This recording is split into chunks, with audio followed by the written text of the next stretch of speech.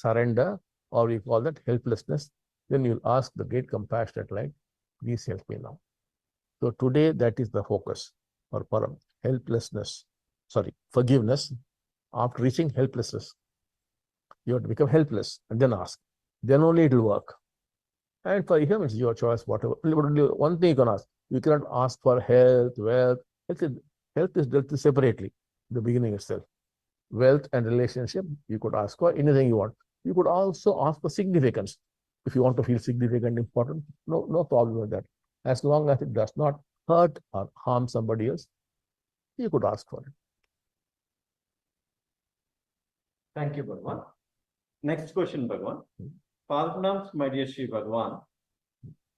How is 81,000 Deeksha Yajna process important? Oh, this process is important because this is powerful only if we do it collectively at the same time, not otherwise. Plus, the backup rituals, various varieties of rituals are there. Some other time, I would explain to you how the ritual works. When we do a fire ritual, how it works. It's actually technology it is. So, unless these things are done together, we would not get the effect we want to get. That's why it is special. That's why it could be done only on the day of the 81,000 Deeksha Yajna. And that too, all must do together. That's why it is guided. So Chase has got the experience of doing it for thousands of people back in India. So with that experience, it has to be conducted in a particular way, at a particular speed. So she would be doing it. And all of you doing that, you will get your results. Thank you, Bhagavan.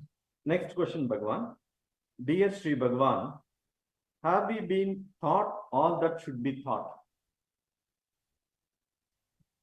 I told you just earlier, standard 1, 2, 3. So we've been traveling like that. So we have traveled over many years. We have covered quite a bit. But then still, unless you actually become enlightened, when the teachings have become real to you, and you must be able to experience the mystical dimension. Like we say, okay, now you travel to the moon and get back and give us a report about the moon. Then you should be able to go to the moon and actually feel it and come back and give a report to us. Then we will tell you, go to Mars. To go to Mars, you could be the first people to land on Mars. And you could come back and tell. You could go to Venus. And then we will try to see if you can get out of the solar system. So the more powerful the Kundalini, the more farther you could go. So all that we want you to be ready for that. Only then we could give you more teachings. Otherwise, it would not make any sense. We would like you to go inside the atom and see what is inside the atom. You will see how it's nothing but emptiness. It's empty, the atom. Everything is empty.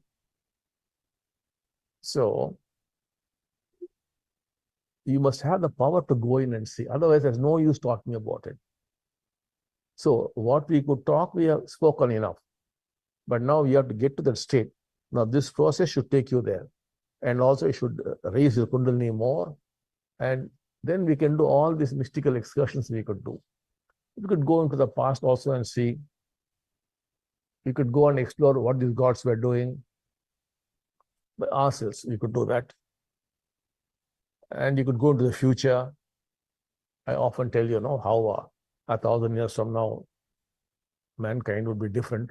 You could actually go and see that. So all that will become a reality for you. And for that, you must have sufficient passion and interest to do that. That would come once you are into the state.